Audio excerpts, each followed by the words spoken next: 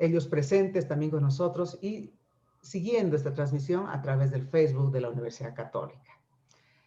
Bien, vamos a dar inicio, no sin antes saludar precisamente a nuestros panelistas invitados de esta tarde. Omar Salinas es nuestro director también de la carrera de Ingeniería Ambiental. Muchas gracias a nuestro querido director, doctor Omar Salinas. También nuestro saludo y agradecimiento a la magíster Bitma Carolina Garbizú. Carolina, muchas gracias también por tu presencia. Es un honor contar nuevamente con ustedes, con nuestras autoridades, nuestros profesores y decíamos, nuestros amigos, grandes amigos del medio ambiente, que hoy vamos a conversar con este tema. Tenemos como moderador a nuestro gran profesor de la carrera de comunicación, como es Claudio Rosell. Bienvenido, Claudio, también un saludo y gracias por hacer posible que esta tarde nos encontremos con nuestros estudiantes, conversemos y escuchemos también qué es lo que opinan nuestros jóvenes, qué es lo que opinan nuestros panelistas y podamos luego debatir más adelante este conversatorio, lo que vayamos a escuchar. Voy a saludar también a nuestra vicepresidenta de CRUE. Ella es en representación de todos nuestros estudiantes, Michelle Boero. Ella es vicepresidenta del comité representante universitario estudiantil. Así que bienvenida también, Michelle, por tu participación. Gracias. Y vamos a arrancar. Con ello, damos la bienvenida a nuestra estudiante, vicepresidenta y representante de CRUE. Por favor, te doy la palabra, querida Michelle. Muchas gracias. Bienvenida. Buenas tardes. Muchas gracias. Bueno, gracias por darnos este espacio, más que todo. Especialmente quiero agradecer, ¿no?, a los panelistas por apoyarnos en esta modalidad de competencia, que son los conversatorios que nos van a llevar a un debate posteriormente. Creo que esto es muy importante porque es lo que hemos estado esperando crear con estos juegos, que son una conciencia humanitaria, ¿no? Más que fomentar la competencia como tal, ¿no? Creemos que es importante dar respeto desde nosotros para lo que es el medio ambiente. Por eso creo que ha sido uno de los temas más importantes en esto que son los conversatorios y van de la mano también con la ayuda, ¿no? Con la ayuda que nosotros queremos ofrecer a través de estos UCB Games, el enfoque que le hemos dado, que no sé si todos saben, pero este año los UCB Games son totalmente benéficos. Lo que queremos hacer es que las carreras al estar en una sana competencia logren recaudar fondos y ganarse el premio mayor para los hogares que están en juego, ¿no? El hogar San Ramón, el comedor San Calixto, el Centro Asociación Virgen Niña y el psiquiátrico de Irpavi 2. Estos hogares están enterados de esto, ¿no? Saben que estamos compitiendo por ellos para darles un pie a que sean más sostenibles posteriormente. Como muchos han visto a través de nuestras páginas, tanto de la universidad como de CRUE, hemos estado llevando a cabo ya hace unas buenas 3 semanas todas las actividades. Hemos empezado con lo que ha sido Call of Duty, hemos seguido con Ludo, estamos todas las semanas con estos conversatorios, con los debates y también tenemos trivia, entre otras disciplinas, ¿no? Como ya les dije, todo es a beneficencia y como otra actividad importante que vamos a tener esta semana, bueno, en realidad la siguiente, es la rifa que lo estamos haciendo con ayuda de todos los centros de estudiantes. Y lo que buscamos con esta rifa es recaudar un monto muy amplio para poder delegar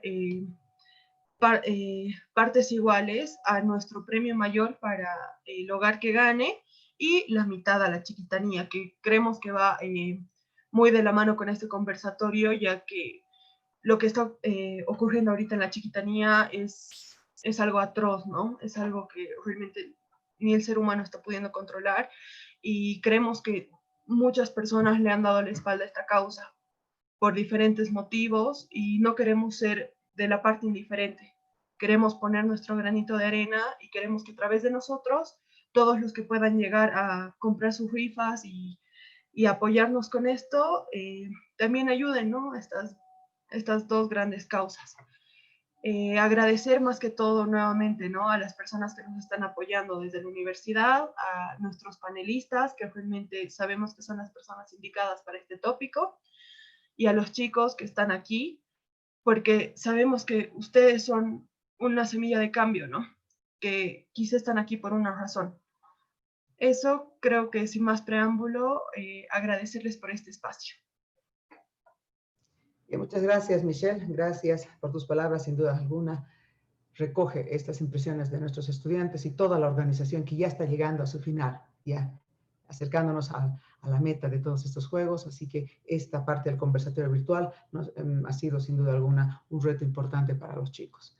Bien, antes de ceder la palabra a nuestro moderador, también comentarles de que está ahí abierto, seguramente el moderador va a hacer uso de la palabra y va a explicar todas las particularidades de este conversatorio, pero ya anunciarles que tenemos el chat también habilitado para comenzar con las preguntas. Voy a invitar a Claudio Rosell, profesor de Comunicación Social. Muchas gracias, Claudio, por aceptar la invitación. Gracias por moderar este conversatorio, el último de estos Juegos UCB Games Gestión 2020. Bienvenido, Claudio, gracias. Hola, Claudette, buenas tardes. Les doy la bienvenida. Buenas tardes a todos y todas las personas que nos están acompañando esta tarde. Un saludo bien particular para Michelle Boero, la vicepresidenta del CRUE. Creo que este esfuerzo que están llevando adelante y las características particulares que le están poniendo son muy, muy meritorias. Felicidades, Michelle. A través tuyo le transmito a toda la representación universitaria estudiantil. Creo que es una de las funciones más simpáticas que puede hacer un estudiante, además de dedicarse a sus estudios con el ahínco, que estoy seguro que ustedes le meten. Participar activamente de la vida de la comunidad universitaria. Felicidades, Michelle, por eso a ti y a todo el equipo con el que tú trabajas. Bien, vamos a dar inicio esta tarde entonces a nuestro conversatorio.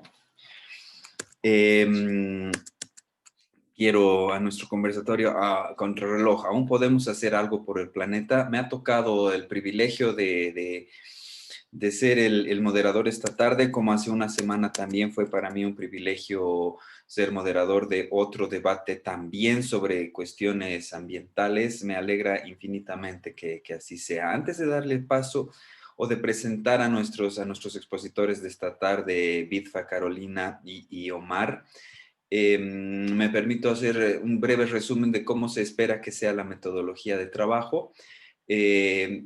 Los organizadores han compilado una serie de preguntas que son disparadoras de la conversación esta tarde. Entonces yo voy leyendo las preguntas uno a una. Son 4 preguntas en total. Concederemos 5 minutos a cada uno de nuestros expositores para desarrollar el tema. Luego de lo cual vamos a abrir un espacio para siguientes preguntas. ¿Cómo hacer llegar sus preguntas para esta segunda parte de la sesión? Por favor, a las y los presentes, busquen en la lista de participantes al participante que aparece como buzón de preguntas. Por favor, envíen vía mensajito, vía la ventana del chat que está a la derecha de su pantalla. Envíenle mensaje directo a buzón de preguntas, no al chat abierto. Y la persona que está en el buzón de preguntas las va a ordenar, las va a sistematizar y me las va a pasar, de tal modo que yo iré compartiendo con nuestros expositores esas preguntas, ¿vale? Entonces busquen para hacer las preguntas a buzón de preguntas. Dicho todo esto, permítanme presentar a Bitfa Carolina Garbizu Ausa, que es licenciada en Ingeniería Ambiental de la UMSA y tiene el diplomado de Educación Superior, Gestión de Calidad para Entidades Educativas, tiene el diplomado en Organización y Administración Pedagógica del Aula en Educación Superior, tiene un diplomado en Gestión de Riesgos de Desastres, ha participado del programa de la Universidad Harvard, las PAU, con la Universidad Católica Boliviana en el fortalecimiento de las capacidades de enseñanza y aprendizaje en ciencias de ingeniería. Tiene una maestría de investigación en tecnología de agua de la Universidad Politécnica de Valencia y es especialista en diseño e implementación de sistemas de gestión para organismos de inspección. Además de ser consultor ambiental en numerosas organizaciones, es docente de la Universidad Católica Boliviana San Pablo, aquí en La Paz. También es docente en la universidad, o ha sido docente en la Universidad Mayor de San Andrés. Y tiene una lista más o menos larga de publicaciones. Digo más o menos larga porque no me va a alcanzar el tiempo para leer todas sus publicaciones, pero la mayoría de ellas están relacionadas con la temática de su especialidad, que es el agua. Nuestro otro panelista esta tarde, Omar Roberto Salinas Villafaña, además ya lo hemos presentado como director de carrera. Es doctor en ingeniería de la Escuela de Graduados de Ingeniería de la Universidad de Hokkaido, en Japón. Tiene una maestría en ingeniería también de la misma Universidad de Hokkaido, Japón, y es ingeniero ambiental de la Universidad Mayor de San Andrés. Tiene el diplomado de Organización y Administración Pedagógica del Aula. Tiene un interesante... Su hoja de vida recoge un interesante paso por la organización estudiantil. Ha sido secretario general del Centro de Estudiantes de Ingeniería Química Ambiental y de Alimentos y ha sido miembro del Honorable Consejo Facultativo de la Facultad de Ingeniería de la Universidad Mayor de San Andrés. También tiene una lista impresionante de publicaciones, todas ellas referidas a los temas de su especialidad. Estamos pues en presencia de dos especialistas de muy alto nivel que la semana pasada lo dije al terminar la sesión, hoy lo digo al comenzar, realmente a uno le hacen sentir un profundo orgullo de pertenecer al cuerpo académico de la Universidad Católica Boliviana San Pablo, porque estamos rodeados de verdad de gente del nivel de nuestros panelistas. Sin más presentación, entonces, propongo que comencemos esta tarde.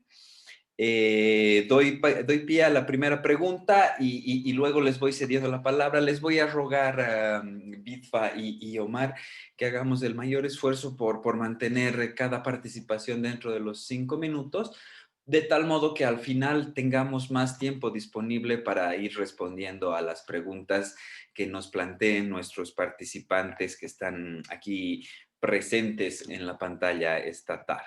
Dicho esto, doy pie a la primera pregunta. ¿Podemos evitar efectos negativos en el planeta cambiando la matriz energética a energías renovables? Empiezo dándole la palabra a Bitfa. Muchas gracias, muy buenas tardes. Primero quiero saludar a todos los presentes en este evento tan importante y agradecer la invitación, ¿no? del Departamento de Pastoral, del Centro de Estudiantes, de la representación estudiantil de la Universidad Católica. Y bueno, muchas gracias por la invitación. Bueno, el hablar de energías renovables sin duda es una temática bastante nueva, tal vez mucho más nueva para el área de Latinoamérica, pero no menos importante, ¿no? En función a un poco analizar qué es lo que se está haciendo con las energías alternativas y cuáles son los beneficios para el planeta, ¿no? Voy a compartir un pequeño cuadro, ¿sí? Donde más o menos se refleja cuál es el crecimiento de uso de energías renovables a nivel mundial, ¿no? Ustedes pueden apreciar que estas estadísticas van desde el año 2007 hasta el 2017 y bueno, se detallan las principales fuentes de energías alternativas con las que se cuentan, ¿no? A nivel mundial estamos hablando de solar, eólica, energía hidráulica, que realmente Bolivia aprovecha, pero no de la manera que podríamos aprovechar, ¿no? Sin duda, ¿cuáles son los beneficios importantes que pueden llevar a usar este tipo de energías en pro del medio ambiente? Son muchos, ¿no? Estos beneficios. Primero, tenemos que resaltar que no producen gases de efecto invernadero. Usualmente a nivel mundial, la especie humana ha empezado a desarrollar la dependencia de la energía a través de la quema de combustibles fósiles, ¿no? Y eso ha acarreado muchos problemas ambientales en torno a la contaminación atmosférica, sobre todo, en la generación de estos gases de efecto invernadero, que se han traducido ya de manera significativa en un problema mundial, ¿no? Sabemos que hay países que son mucho más desarrollados que el nuestro, y bueno, son los que tienen más altos consumos, niveles de consumo de este tipo de energías y que generan altas concentraciones de gases de efecto invernadero, ¿no? Estamos hablando de dióxido de carbono, que de manera indirecta, pues, genera lo que es el calentamiento global, ¿no? ¿Cuáles son otros de los beneficios que traen este tipo de fuentes de energía, ¿no? Podemos hablar también de que se generan fuentes mucho más económicas a comparación de las fuentes tradicionales. Es decir, que a un corto plazo, sin duda, necesitan mucha inversión, por ejemplo, para implementar paneles solares, turbinas, etcétera, que puedan generar este tipo de energía, pero a la larga el costo es menor, ¿sí? Ni qué hablar de los costos ambientales, ¿no? Obviamente, al reducir los gases de efecto invernadero, estamos mejorando la calidad de los ecosistemas y promoviendo el equilibrio ambiental como tal, ¿sí? Y sobre todo, que no son fuentes que se van a agotar en un futuro, son fuentes inagotables. Entonces, este crecimiento que ustedes pueden ver en la gráfica, ¿no?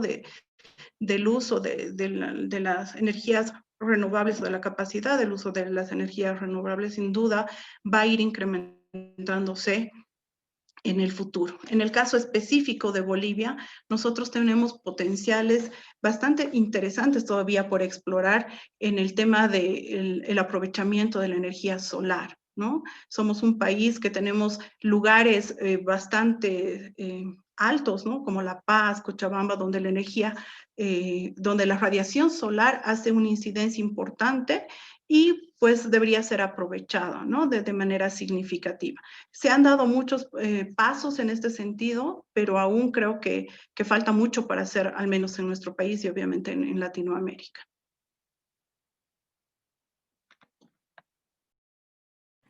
Gracias, Bilfa. Le cedo la palabra a Omar con la misma pregunta.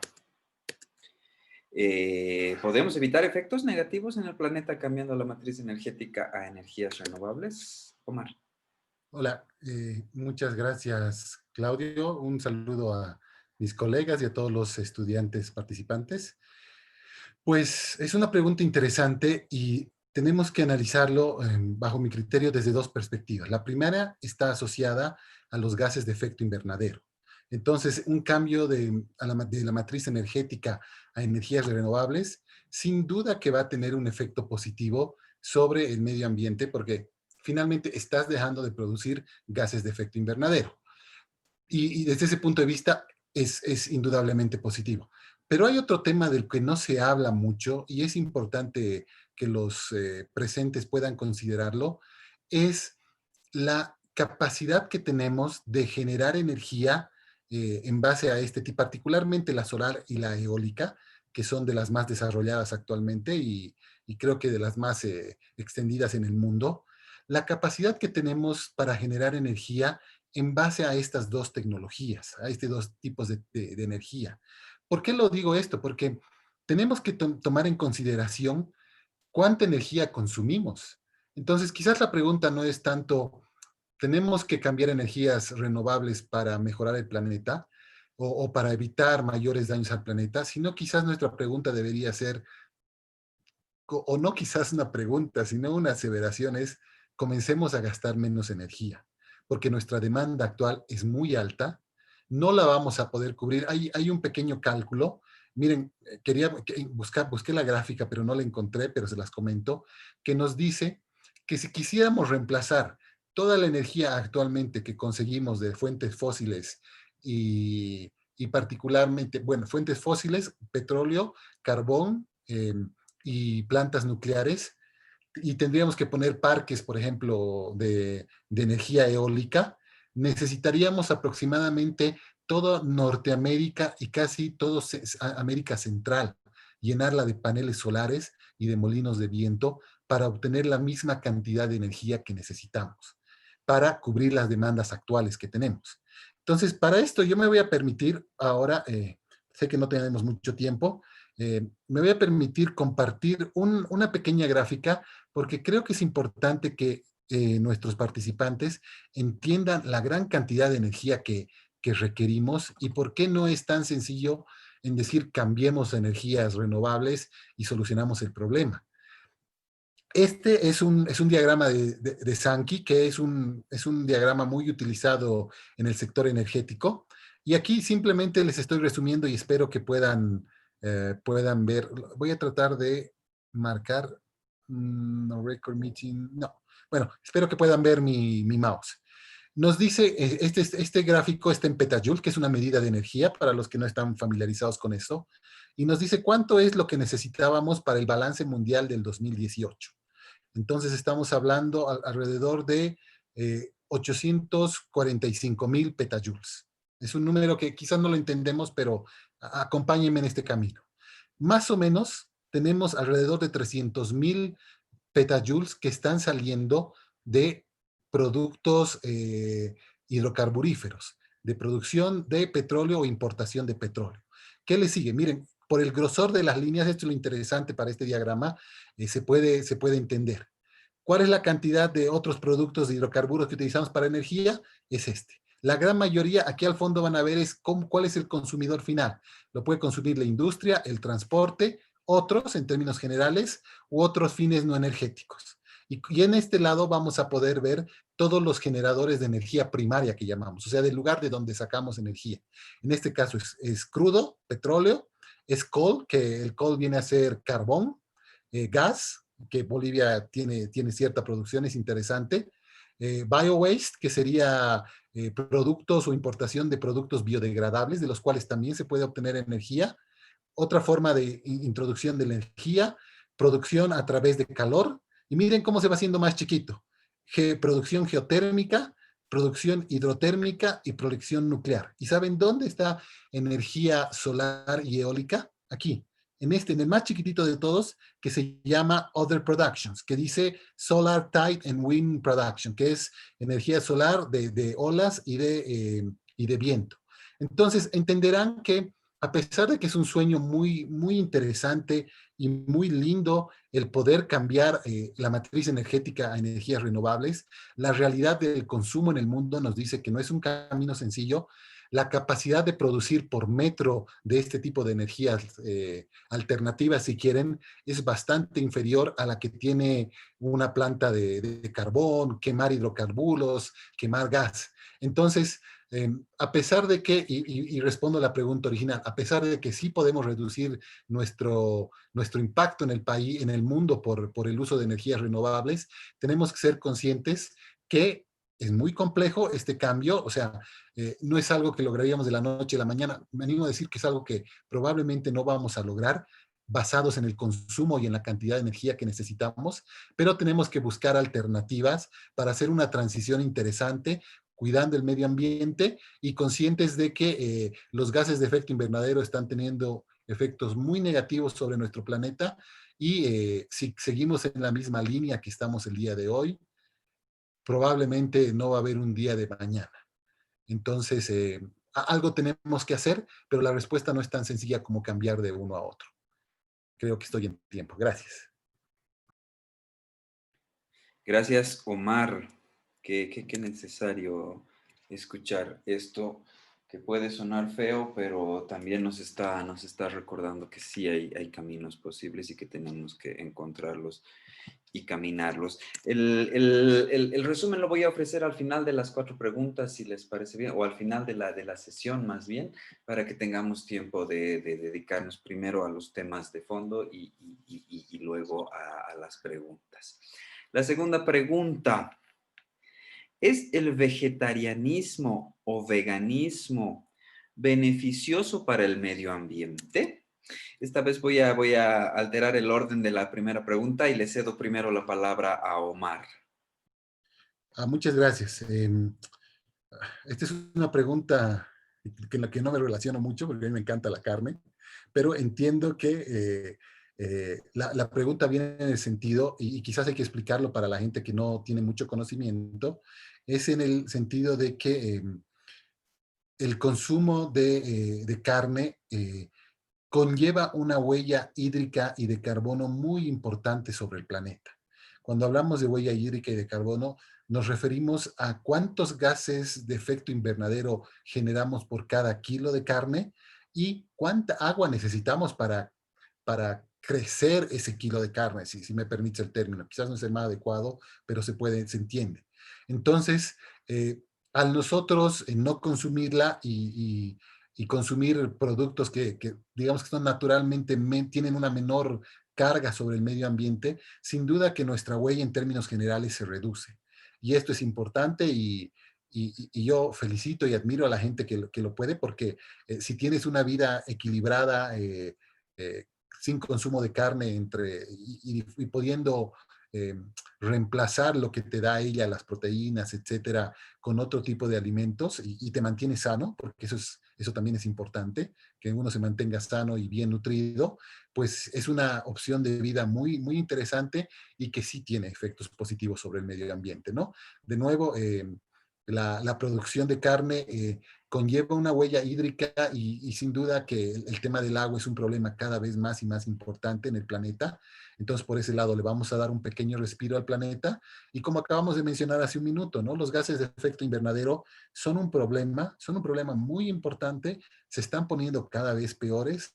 Ha habido acercamientos, ha habido algunos approaches, algunos mecanismos que ha buscado el mismo planeta. Bueno, no el planeta como tal, sino la gente que vive, las organizaciones vivas del planeta para poder cambiar esto, pero al día de hoy los resultados no son los esperados, no estamos contentos con cómo ha avanzado esto.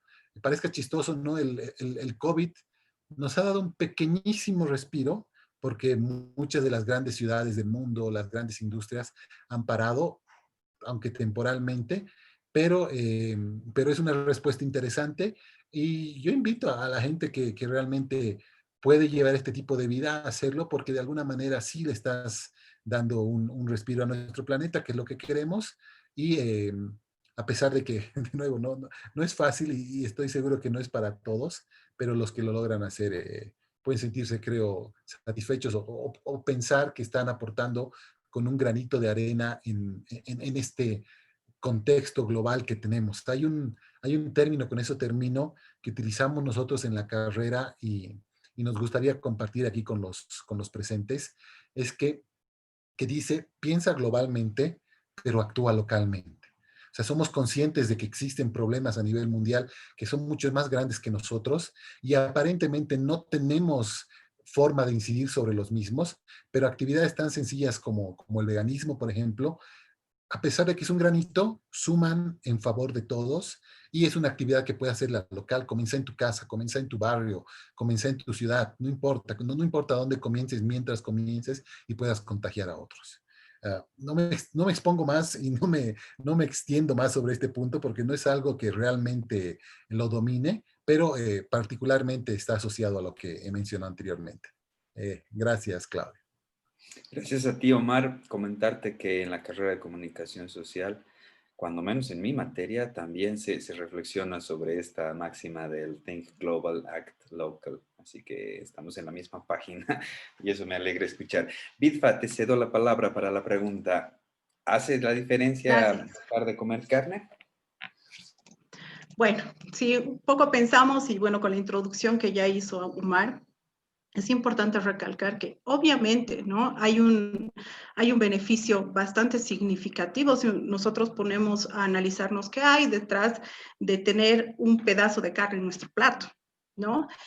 desde el punto de la generación de gases de efecto invernadero que se tiene en el tema de la crianza del ganado bovino, ¿no? Estamos hablando que por la descomposición de la bosta que se genera en esta industria, llamémoslo así, pues los gases de efecto invernadero, sobre todo metano que se emiten a la atmósfera, pues son concentraciones preocupantes, ¿no? Uno de los puntos. Después, en el tema del agua, la huella hídrica, que cuánta agua se necesita para tener, por ejemplo, 1 kilogramo de carne de vaca, se estima que aproximadamente se necesitan 15,000 litros de agua por cada kilo de carne, ¿no? De carne roja. Entonces, si uno va sumando cuántas veces come carne a la semana, va analizando no solo el tema del agua, los gases de efecto invernadero que se pueden generar a través de esta actividad, realmente pues son preocupantes, ¿no? Entonces, sin duda, la reducción de la presión sobre el medio ambiente sería pues ideal, ¿no? Si nosotros optáramos por ser vegetarianos, ¿no? También es importante analizar de qué o cuál es el proceso de la crianza de este ganado, ¿no? Porque se necesita alimentación para el ganado y se estima que alrededor de 6 millones de hectáreas al año se deforestan, ¿no? De los bosques para poder plantar especies forrajeras para poder criar ganado vacuno, ¿no? Entonces, todos estos detalles que uno puede pues, encontrar en libros, en internet, etcétera, son realmente alarmantes si nosotros hacemos conciencia de lo que estamos consumiendo, ¿no? También te pongo en ejemplo, ¿no? Por ejemplo, para el tema de la carne de cerdo, se requieren aproximadamente 6,000 litros de agua para obtener 1 kilogramo de carne de cerdo, ¿no? Y obviamente comparando con el tema de las frutas y verduras, para obtener 1 kilogramo de verduras variadas que puedan tener el mismo potencial de nutrición para la especie humana, se necesitan aproximadamente 322 litros solamente para tener 1 kilogramo de verduras. Y en el caso de las frutas es un poco más, ¿no? Alrededor de 1,000 litros por 1 kilogramo de fruta que se necesita, ¿no? De agua. Entonces, ahí podemos analizar, hacer un análisis bastante a grosso modo, digámoslo así, de comparar simplemente las cantidades de agua, solamente agua, ¿no? Y ahí te das cuenta que el vegetarianismo, el veganismo, realmente es una opción muy beneficiosa para el medio ambiente, ¿no? Si viéramos el tema de las emisiones de gases de efecto invernadero, sabemos que para transportar, por ejemplo, productos cárnicos, necesitamos refrigeración, necesitamos tantas condiciones que y de manera indirecta inciden en el consumo energético, ¿no? Lo que hablábamos en la anterior pregunta, ¿no? Entonces, la respuesta a esta pregunta es 100% sin dudarlo que el vegetarianismo y el veganismo son beneficiosos para el medio ambiente. Omar lo decía, nosotros no estamos acostumbrados tal vez a tener este tipo de alimentación o este tipo de opción, pero es una alternativa interesante, ¿no? Tal vez no reducir de manera, de la noche a la mañana, no al 100% el consumo de carne, pero sí reducir 1 vez o 2 veces a la semana podría ser bastante interesante y alineado a lo que decía Omar, ¿no? Tener actitudes de manera beneficio del medio ambiente, ¿no? Y una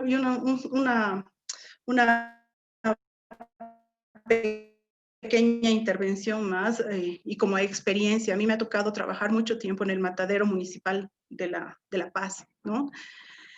Obviamente se generan tantos residuos que ya pues yo sé que ahora se han implementado plantas de tratamiento de aguas residuales en esta actividad, pero la contaminación de cuerpos superficiales del suelo son pues impresionantes por los residuos que se generan, ¿no? En esta actividad, ¿no? Del faeno de bovinos, ¿no? En este caso. Muchas gracias. Gracias a ti, Bitfa. Tercera pregunta, muy vinculada con la anterior. por lo menos en el aspecto de la alimentación humana. ¿Son los transgénicos de verdad nocivos para la naturaleza? Le cedo la palabra a Bitfa.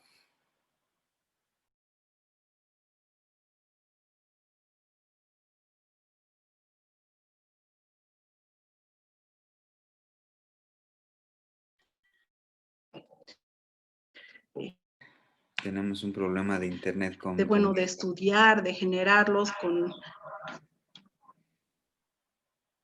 ¡Ay! ¡Qué macana! Se ha quedado congelada la Hola. pantalla. Sí, estoy aquí, ¿me escuchan? Ahora sí, ahora sí. Lo que pasa es que se había quedado congelada un ratito la pantalla. Oh, lo siento. Bueno, el internet. Les decía que el tema de los transgénicos, bueno, cuando nos referimos a transgénicos, estamos hablando de organismos que han sido genéticamente modificados con algún objetivo, ¿no? Obviamente no son naturales, se ha manipulado su codificación genética, por ejemplo, para tener tomates que resistan, qué sé yo, o que tarden menos en descomponerse, o algún tipo de modificación que sea beneficiosa en pro de la preservación del alimento como tal, ¿no? Es en ese sentido que no son, obviamente, alimentos naturales. Son nocivos para la naturaleza, sin duda, porque se han empezado a investigar o a utilizar, por ejemplo, plaguicidas específicos para la preservación de estos alimentos, ¿no? Porque empezando desde el uso de agroquímicos, que obviamente impactan no solo a la calidad del aire, a la calidad del suelo, ahí tienen ya un punto en contra, ¿no? Después, al considerarse la inclusión de estos transgénicos en procesos de agricultura, estamos hablando de los monocultivos. ¿Y qué es un monocultivo? Un monocultivo es, como su nombre le indica, solamente el cultivo de una sola especie. Si nosotros analizamos cualquier tipo de ecosistema, vemos la interacción de muchas especies, no solo de plantas, ¿no? Estamos hablando de insectos, de microorganismos, bacterias, hongos, que hacen todo un ecosistema. Y esa relación se rompe porque se introducen organismos para ser cultivados de una manera específica, ¿no? Se erradica cualquier otro tipo de planta porque los transgénicos no pueden resistir en una relación natural de competencia entre especies, ¿no?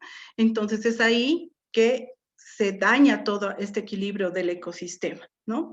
Entonces hay una distorsión del ciclo productivo natural. También se han hecho investigaciones acerca del efecto que tienen en la polinización, ¿no? Al eliminar otro tipo de especies de un ecosistema para plantar este tipo de organismos genéticamente modificados, distorsionan los ciclos de polinización, lo que conlleva la matanza de muchas especies, ¿no? Ahora, también es importante resaltar dentro de este análisis que, bueno, les estamos dando palos a los organismos genéticamente modificados desde el punto de vista ambiental, pero hay una problemática mundial, ¿no? Que el tema del hambre y el tema de la generación de alimentos también es importante, ¿no? Entonces, desde el punto de vista ambiental, para responder la pregunta, son nocivos para la naturaleza. Sin duda, hay que hacer muchos más estudios, pero ya los primeros estudios nos dan un pantallazo de que realmente son perjudiciales para el medio ambiente, pero hay que sopesar el tema del abastecimiento de alimento para la población, ¿no? Entonces, es una decisión, yo creo, difícil, ¿no? Para poder dar luz verde o luz roja al tema de los transgénicos, aunque de manera ilegal y pues ya los consumimos. En Bolivia ya hay plantaciones de transgénicos, tenemos productos importados alimenticios que tienen en su composición pues productos transgénicos, ¿no? Y bueno, lamentablemente creo que es una realidad que más bien deberíamos tratar de buscar mecanismos para legalizar y para reglamentar su consumo, ¿no? Y bueno, como consumidores también tener el conocimiento específico de saber qué es lo que estamos comiendo, ¿no? Gracias. Gracias, Bitfa, por esa respuesta tan al grano. Omar, la palabra. Ok, muchas gracias. Yo quiero partir y por favor permítanme, inicialmente hablando de lo que Carolina mencionaba en algún punto, acerca de por qué nacen, por qué los necesitamos, ¿no? Porque naturalmente en el planeta no existen, es una modificación hecha por el hombre, pero la razón principal o la razón que viene primero es porque somos más y necesitamos cubrir las necesidades alimentarias, alimenticias de nuestra población. Entonces, yo creo que ha sido un primer acercamiento desde la ciencia muy interesante. O sea, lo que has querido hacer, y por favor, o sea, que se entienda, y muchas veces no me gusta del todo satanizarlos por completo, sabíamos que ante una helada, sabíamos que ante alguna sequía, alguna plantación en particular iba a ser afectada, podría perderse. Entonces dijimos, bueno, ¿por qué no hacemos alguna pequeña modificación para que consuman un poquito menos de agua, para que puedan ser resistentes a algún tipo de plaga? Entonces, así se comenzó a jugar. De nuevo, el espíritu, creo, de cómo nacen es muy... ah, es interesante, creo que uno puede empatizar con esta idea.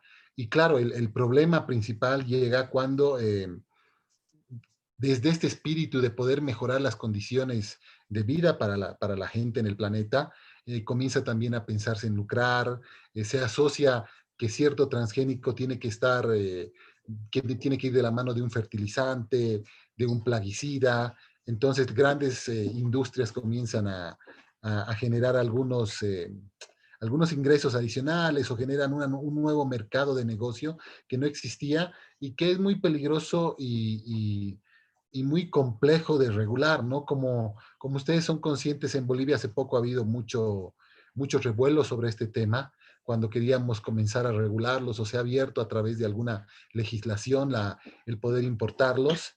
Eh, yo confío y yo estoy seguro de que cuando los utilizamos y siempre que estos hayan sido probados o se haya demostrado que pueden ser, que no son del todo, que no son dañinos en los suelos o en la salud humana, no es un tabú utilizarlos. El problema, creo, está en este punto, ¿no? En qué momento tienes suficiente información para tomar esta decisión? Muchas veces nuestros tomadores de decisión no la tienen y se dejan llevar por actividades meramente económicas. Entonces, ahí ya tenemos un problema. Eh, es cierto también, y me gusta comentar esto, que no necesariamente transgénico es igual a peligroso, a nocivo, a que tenga un efecto negativo sobre la salud. Lo que pasa es que aquí también hay mucha incertidumbre. Algunos de ustedes conocen, o si no les introduzco, que normalmente para establecer si un nuevo producto llega a tener un efecto negativo sobre la salud humana, centrémonos en este punto, necesita unos estudios de riesgos bastante amplios, de bastante tiempo. Entonces, muchos de estos productos nuevos son recientes, no tenemos la suficiente información, data para determinar si realmente son nocivos o el grado en el que pueden serlo. Entonces, nuestra reacción natural es tener un poco de miedo sobre lo que no conocemos, sobre lo que no hay información, y desde ese punto de vista se entiende de que no nos gusten del todo, y yo también lo entiendo y hasta cierto punto lo comparto. Simplemente para nuestros participantes hoy, hacer notar eso, ¿no? Que la mejor forma de tomar una decisión si estos son o no positivos es informándonos, buscando lo mejor posible y la mayor información posible sobre el producto que se quiere introducir o que vamos a consumir.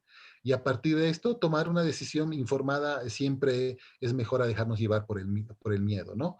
Sin duda que hay algunos que no son positivos, pero también hay otros que pueden ayudarnos con problemas de hambre que tienen ciertos sectores de nuestra sociedad y que podrían, o sea, qué cosa más linda quitarle el hambre a alguien que tiene una situación de calle o a alguien que tiene un grado de desnutrición. Entonces tampoco podemos cerrar por completo esa posibilidad.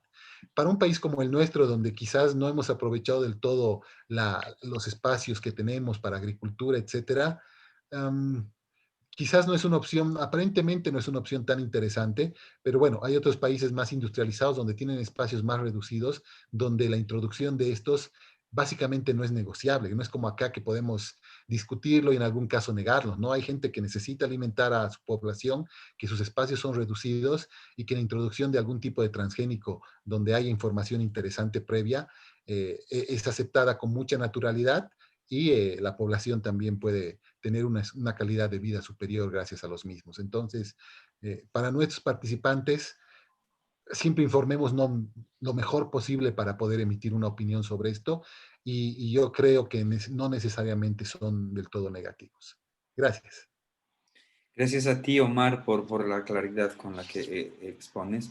Un comentario brevísimo. Bolivia tiene un par de normas sobre los cultivos de semillas genéticamente modificadas. Una de ellas es el del etiquetado, que dice la ley etiquetado obligatorio, pero se me antoja, no estoy 100% seguro, que no todos los que deberían están haciendo su etiquetado. En todo caso, cuando vayan al súper van a poder identificar que hay un montón de productos con un sticker chiquitito, con un triángulo amarillo con letras negras que dice OGM, y debajo de él se explica cuál de los componentes de la fórmula de ese alimento, para casi todos alimentos altamente procesados, es el que tiene, que se llama especies genéticamente modificadas. Doy paso a la última pregunta de las previstas. Ya tenemos una lista bien interesante de preguntas que han estado transmitiendo nuestros asistentes esta tarde vía la cajita de chat de la derecha del Zoom. Para quienes no hayan escuchado esto al inicio de la sesión esta tarde, quienes tengan preguntas, por favor, busquen en la lista de participantes a buzón de preguntas y vía chat privado le hacen llegar sus preguntas y él me las hará llegar a mí para comentarlas después de esta primera parte. Entonces, terminamos la primera parte con esta cuarta pregunta. ¿Cómo se pueden aprovechar los residuos que generamos de manera cotidiana? Empiezo dándole la palabra nuevamente a Omar. Ok, muchas gracias. Creo que este es la pregunta que nos lleva a mayores posibilidades de poder aplicar o justamente hacer este aporte desde nuestra posición, porque sin duda hay mecanismos más grandes, más pequeños, donde ya sea a nivel familiar, a nivel municipal, comunario, etcétera, un poco en la organización social en la que nos encontremos, podemos reutilizar lo que antes era un residuo y que pase a ser una materia prima o por lo menos un insumo para algún otro producto que vamos a utilizar, ¿no? En este caso, hay algo que voy a introducir y que quiero que lo comenten, que lo piensen un poco nuestros participantes, es justamente la presión que le estamos poniendo a nuestro medio ambiente en las áreas urbanas. Cada vez más gente de nosotros está viviendo en las ciudades y menos en el campo. No quiero con esto juzgar si es positivo o negativo, dejo que cada uno tendrá un criterio sobre esto, pero lo que es innegable es que le estamos poniendo mayor presión a los recursos naturales y sin duda estamos generando mayores cantidades de residuos donde antes no lo hacíamos. En un lugar donde ahora viven 20 y antes vivían 5, sin duda que necesitamos más comida, más agua, más energía y por tanto vamos a generar más residuos sólidos, más residuos líquidos. Entonces, dicho esto, lo que debemos apuntar, y hay un concepto interesante que se está manejando recientemente, bueno, no tan recientemente, pero es relativamente nuevo en el término académico, es el de la economía circular, ¿no? Lo que antes para ti, o lo que antes en una lógica lineal, decíamos, aquí hemos comenzado con la materia prima, lo hemos procesado, ha sido un producto, y luego es un residuo, lo volvamos un círculo, y ese residuo pueda llegar a ser un insumo para algo más. No necesariamente para el producto original, pero puede ser un insumo para alguien más. Entonces, la carga orgánica, la materia orgánica es un gran ejemplo.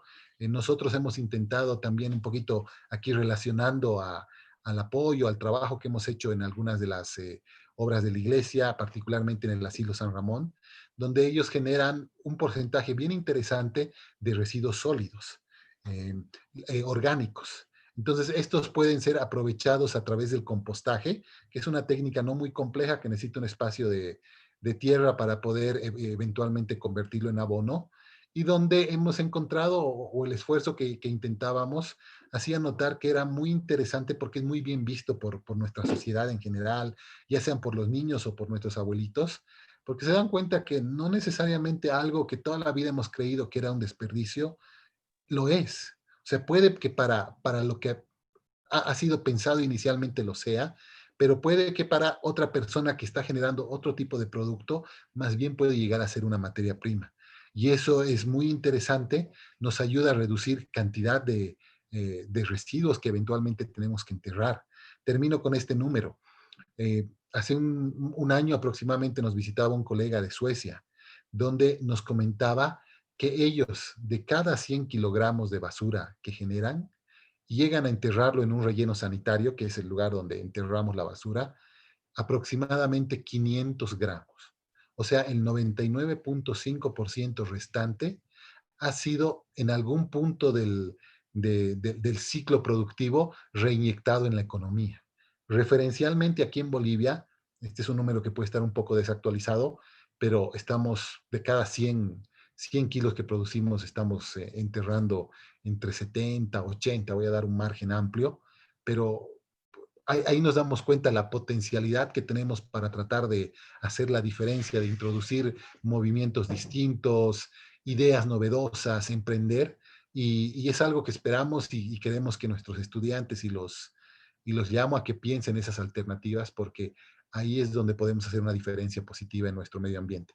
No he hablado de los residuos líquidos porque también es otra área interesante, pero sin duda hay potencial, hay cómo hacerlo. En los residuos líquidos es hasta más sencillo, pero al mismo tiempo complejo. O sea, reutilizar el agua que utilizamos en las lavadoras, por ejemplo, para el baño, es algo tan básico, pero al mismo tiempo tan complejo, ¿no? Porque estamos hablando que necesitamos cañerías, necesitamos inyección, entonces implica esfuerzos económicos, implica esfuerzos de la gente constructivos y que tenemos que ser conscientes y tenemos que comenzar a proyectar y a diseñar nuestros nuevos proyectos a futuro con estas características para que ya no sea un esfuerzo adicional nuestro, sino sea algo que se vuelva parte de nuestro día a día y esa es nuestra forma de apoyar y reutilizar algo que hace algún tiempo simplemente lo considerábamos como un residuo más.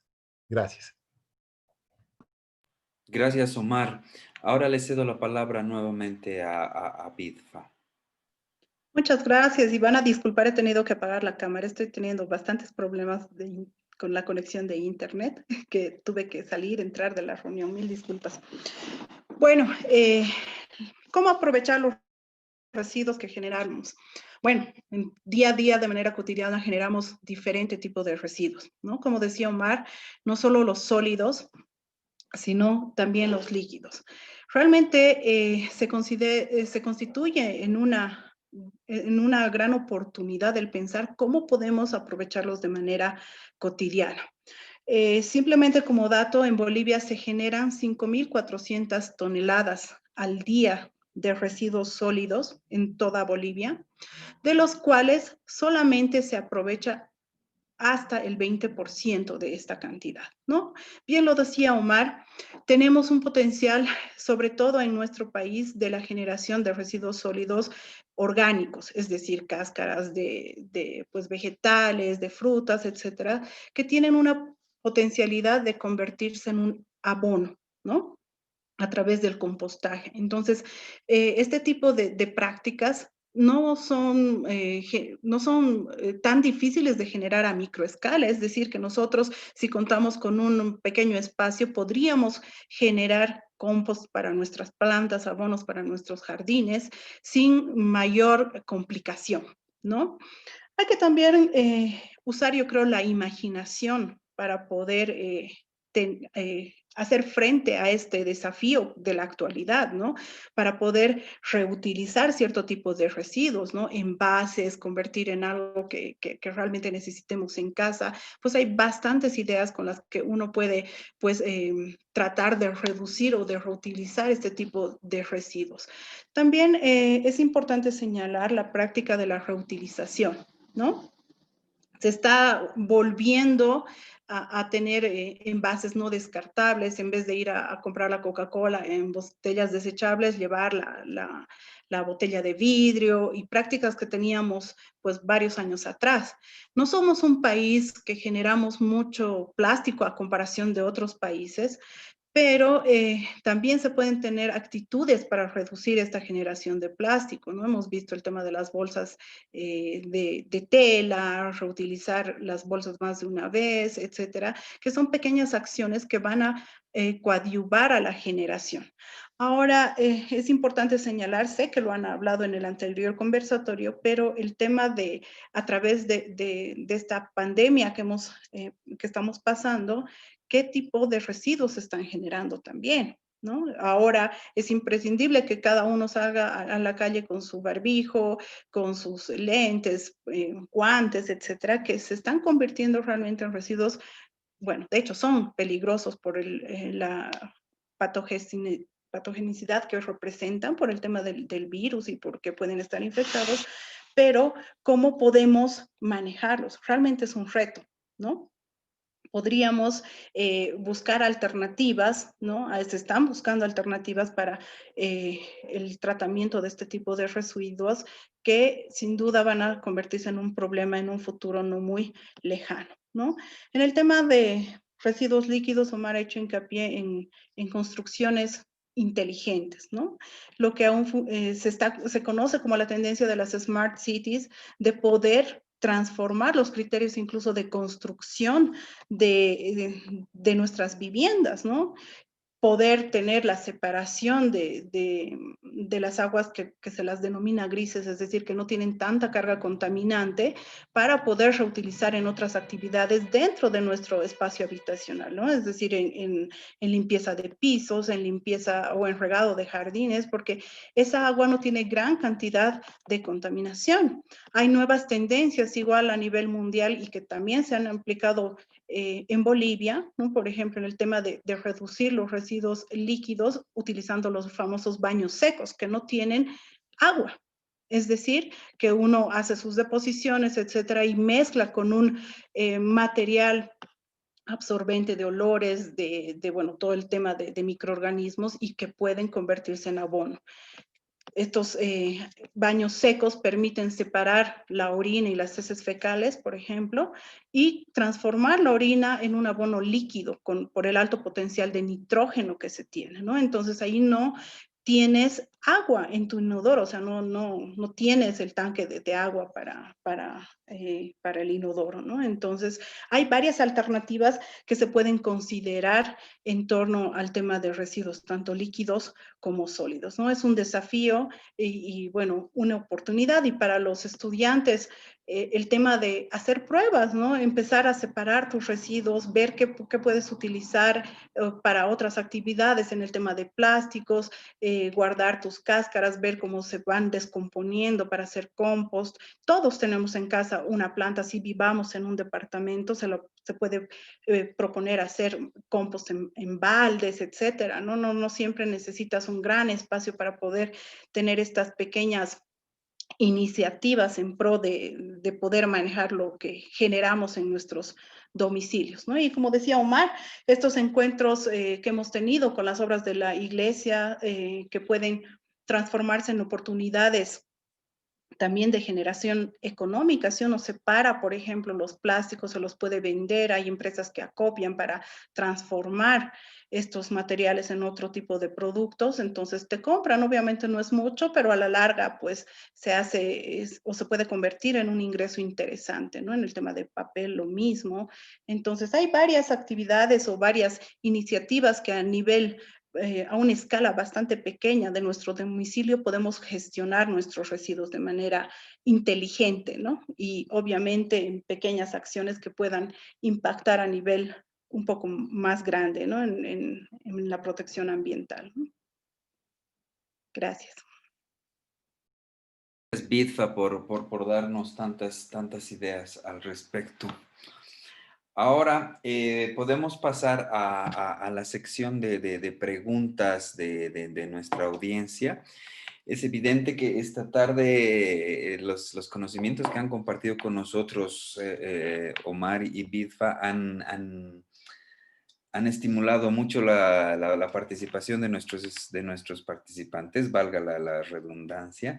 Y tengo aquí varias preguntas que me he permitido agrupar en 3 bloques. Así que les voy a leer primero las preguntas del primer bloque referidas a la normativa, un segundo bloque referidas al estado actual del medio ambiente, el famoso Climate Clock, que está a punto de llegar a las 12, y finalmente alternativas en producción de energía. Comienzo entonces con el primer tema y leo las preguntas tal cual.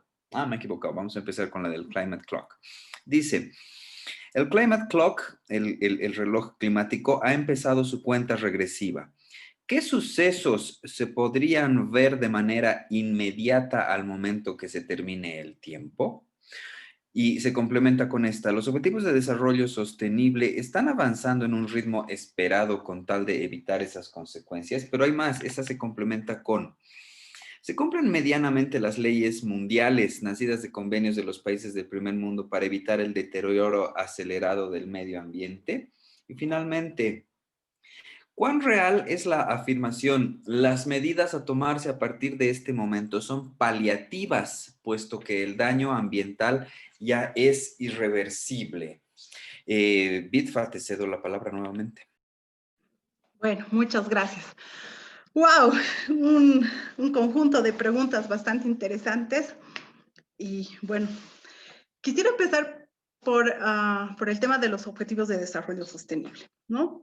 Los objetivos de desarrollo sostenible, sabemos que como su nombre lo indica, son objetivos mundiales de desarrollo que deberían buscar esta interacción de los países para promover un desarrollo amigable con el medio ambiente y obviamente sin dejar atrás a ningún país. En cuanto al cumplimiento, si se cumplen efectivamente o no, obviamente depende de cada uno de los países y de las políticas que se establezcan para el cumplimiento. Debe ser hace 2 meses que se ha lanzado a nivel Bolivia una recopilación de porcentajes del cumplimiento de indicadores de los objetivos de desarrollo sostenible. Entonces, en función a las metas que se han planteado a nivel municipal, bueno, yo he leído bastante en el tema del municipio de La Paz, hemos avanzado en muchos, pero obviamente en muchos otros nos falta demasiado. Relacionando con el tema del reloj y el tema del clima, obviamente ya son daños que los estamos viviendo ahora. No es que son daños o efectos que se van a vivir de aquí a 10 años, no. Estamos ya viviendo variaciones climáticas importantes, estamos identificando sequías extremas en algunas partes del mundo, inundaciones en otras, y en nuestro contexto no es diferente. En Bolivia tenemos regiones donde jamás había sequía, o donde no habían heladas tan bruscas, tan importantes, que ya se registran estos efectos importantes, ¿no? Que traen consigo bastantes problemas por solucionar, inundaciones, ¿no? No yendo lejos, en el norte de nuestro departamento, San Buenaventura, realmente sufren mucho por el tema de las inundaciones, ¿no? Entonces, creo que todavía estamos a tiempo, ¿no? Tengo la esperanza de que estamos a tiempo de poder cambiar muchas de nuestras actitudes. Creo que en el transcurso de este conversatorio con Omar hemos lanzado bastantes ideas de acciones no tan grandes, no tan imposibles de lograr, que yo separe mis residuos, que yo minimice mi consumo energético. Ya son acciones tal vez pequeñitas, pero con un potencial importante global que va a ayudar, ¿no? En el tema ambiental. Entonces, en conclusión, creo que estamos aún a tiempo, no está todo perdido, tengo la esperanza que es así, y pues depende de nosotros, ¿no? Del cambio de actitud, y yo creo que una de las principales acciones que tenemos que hacer es el tema de quietud, por hacer algo, por tener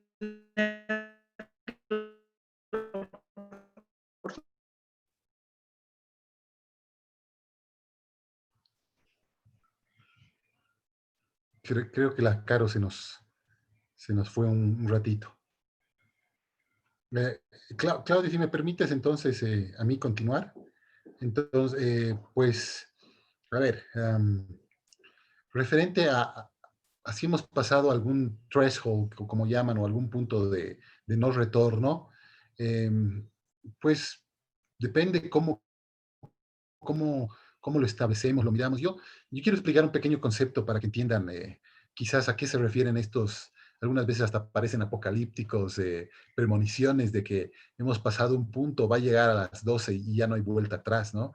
Y quizás lo podemos asociar a un concepto que manejamos en ingeniería ambiental, que es el concepto de fragilidad ambiental. Y lo voy a poner con un ejemplo sencillo para tratar de ilustrarlo. Imaginemos que tenemos una copita de cristal. Y esta copita de cristal tenemos un tenedor, una cucharita que le vamos golpeando. Boom, boom, boom, boom. Puede resistir 500 golpes y quizás no más que rajarse, pero es posible que en el 501 se rompa. Y el problema radica en que una vez que está rota, no la vamos a poder pegar de vuelta, no vamos a poder eh, agarrar la gotita y lograr que este vasito sea de nuevo utilizable. Y ese es un poco, si me permiten, la idea de cómo entendemos la fragilidad ambiental para algunos temas como el clima, como la pérdida de biodiversidad.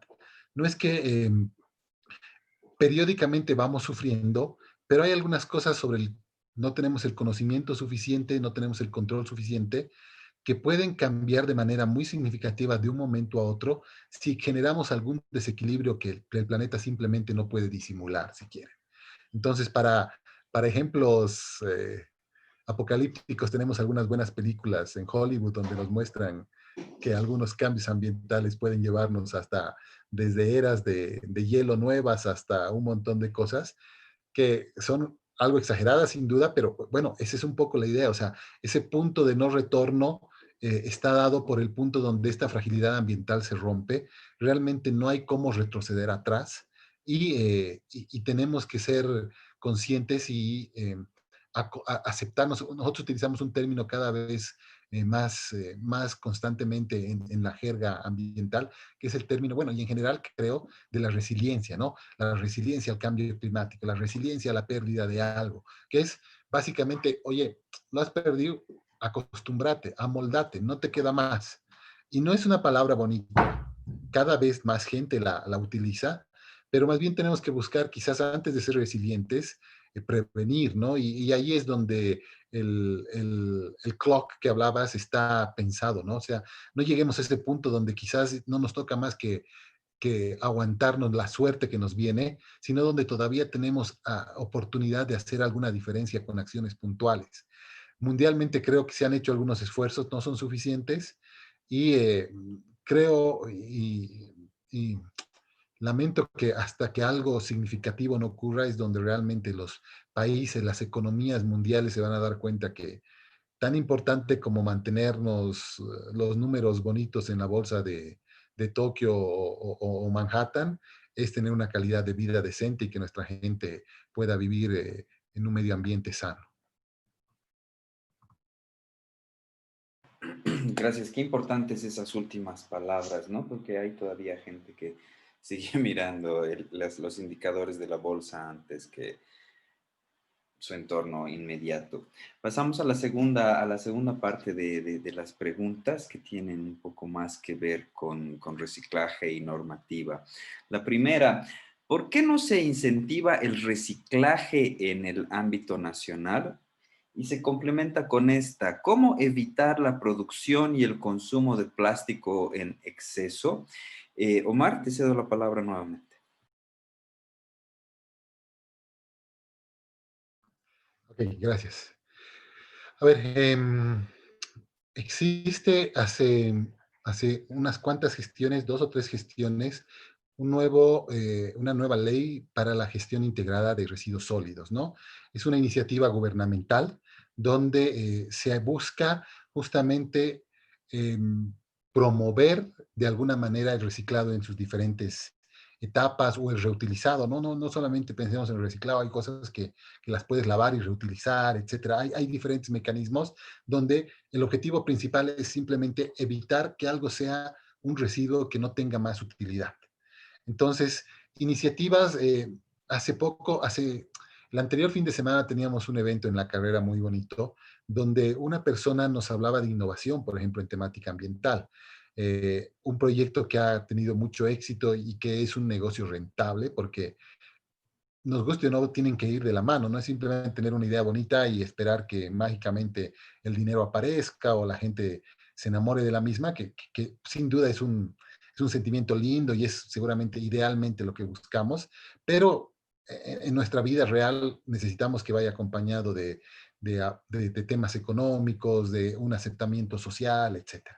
Por ejemplo, hablábamos existe una empresa en Cochabamba, si no me equivoco, es Mamut, que está reciclando llantas de coche. Entonces tienen un proceso muy bonito donde la trituran, remueven el, el, el alambre que hay por dentro. No sé si alguno de ustedes les ha pasado alguna vez que se les ha reventado la rueda y no es solamente caucho, ¿verdad? Sino tiene una especie de armazón por dentro. Entonces podemos remover uno y otro y están generando una especie de baldosas, de este tipo de productos que después los están pudiendo vender, exportar, están siendo utilizados en la construcción. Como dicen, un ejemplo es un mundo, entonces, como estos, hay otros quizás no tan exitosos.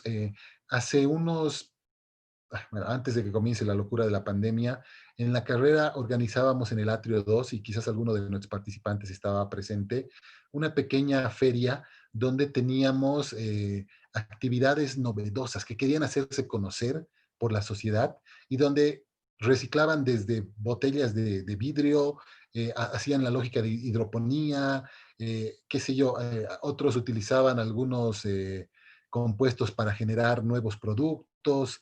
Había una serie de emprendimientos verdes, ese era el término con lo que hemos utilizado, donde podíamos ver que ideas existen, ideas podemos generar desde nuestros estudiantes, desde diferentes personas, y que lo que tenemos que hacer es fomentarlas en nuestra sociedad, esperar que sean bien aceptadas y que sean adoptadas por nuestra gente para justamente eso. Lo que queremos, particularmente en tema de residuos, reciclaje, reuso, es enterrar lo menos posible, que ese plástico que antes podría haberse fundido quizás y reutilizado para algo, no termine en un río, no termine botado en algún valle, y después puede tener un efecto negativo sobre la biodiversidad, sobre las plantas que crecen en el lugar.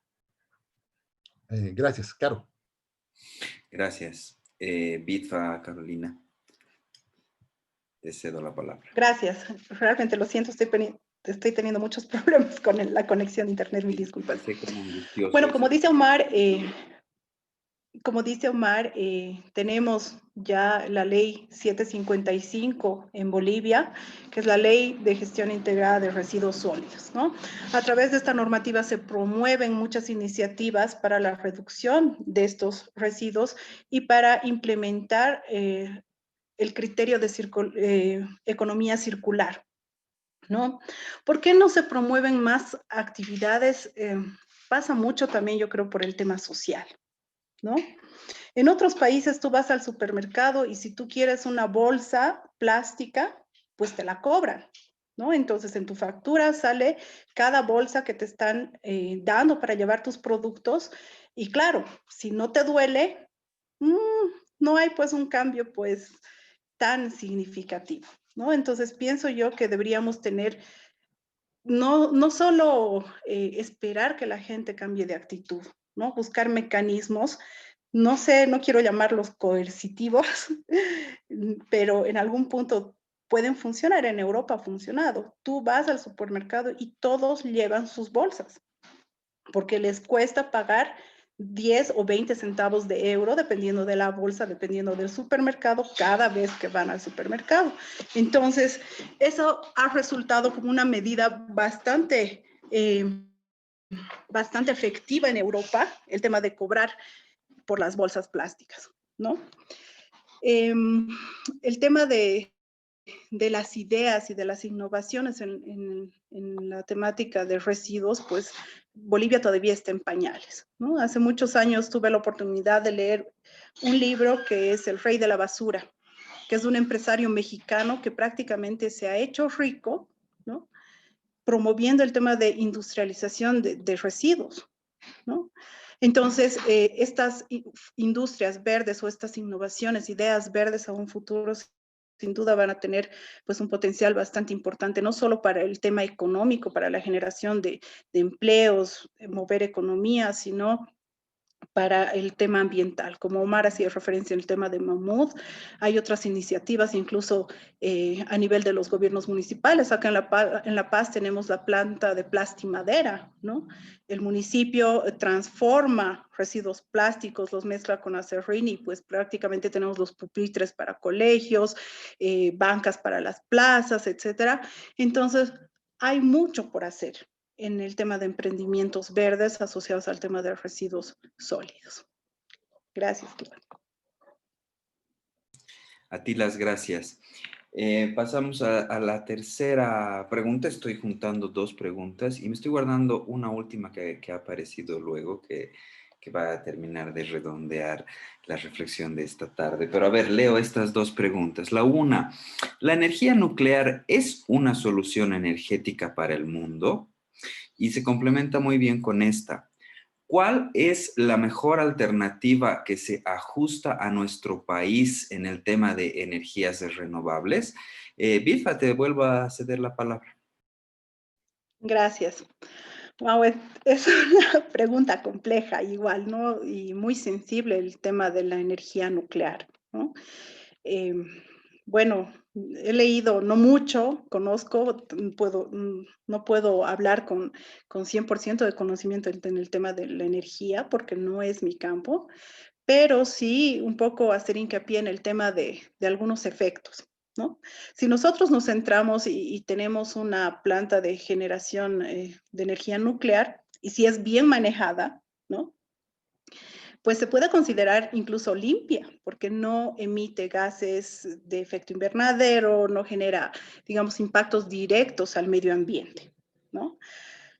¿Cuándo ya se convierte en un problema ambiental? Cuando no tiene un manejo adecuado. Uno. Dos, la gran cantidad de agua que se necesita para su operación, ¿no? Porque se tienen que enfriar los sistemas de la planta de energía, entonces ahí necesitas gran cantidad de agua, ¿no?